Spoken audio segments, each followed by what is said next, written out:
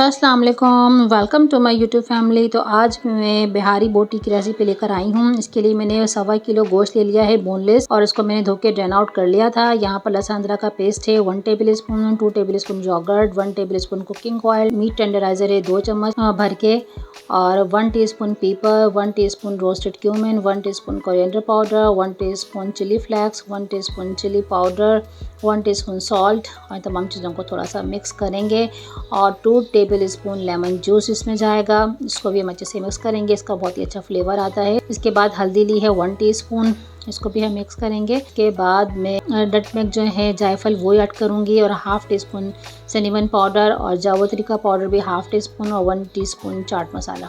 तमाम हमारे स्पाइसेस पूरे हो गए हैं। ये तमाम मैं घर के स्पाइसेस से बना रही हूँ और बिल्कुल देसी तरीके से हम बनाएंगे। हमने रखकर मैंने इसको ओवरनाइट के लिए रख दिया है। अभी दूसरा दिन है, अब यहाँ पर मैंने निकाला है और इसको अच्छे से मिक्स किया है, और इसको मैं अपने सीखें जो हैं उसमें डालना शुरू कर दूँगी। सीखें मैं अपने तैयार कर लूँगी, और क्योंकि हम देसी तरीके से बना रहे हैं, रेस्टोरेंट स्टाइल में बना रहे हैं, तो इस वक्त मेरे पास अंगीठी मौजूद नहीं थी, वो पता नहीं मिसप्लेस हो गई थी। तो इसकी जगह हमने नया जुगाड़ किया है।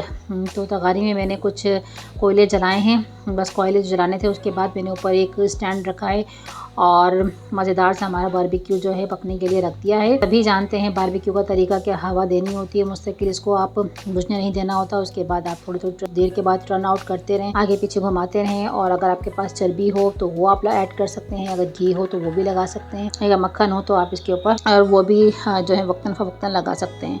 इसका फ़ायदा ये होता है कि हमारी जो बोटियाँ हैं अंदर से जूसी बनती हैं। अगर आप ऑयल या घी वगैरह इसमें ऐड नहीं करेंगे तो क्या होगा, हमारी जो बोटियाँ हैं अंदर से सूख जाएंगी, अंदर से जूसी नहीं बनेगी। तो ये छोटी सी टिप है, इसको आप ज़रूर फॉलो कीजिएगा। और बहुत ही मज़ेदार मेरे घर के मसालों से और घर पे ही कोयले की दम से जो है हमारा बीफ बोटी बनकर तैयार हुई थी। तो बिहारी बोटी हमने घर पे ही इंजॉय की थी।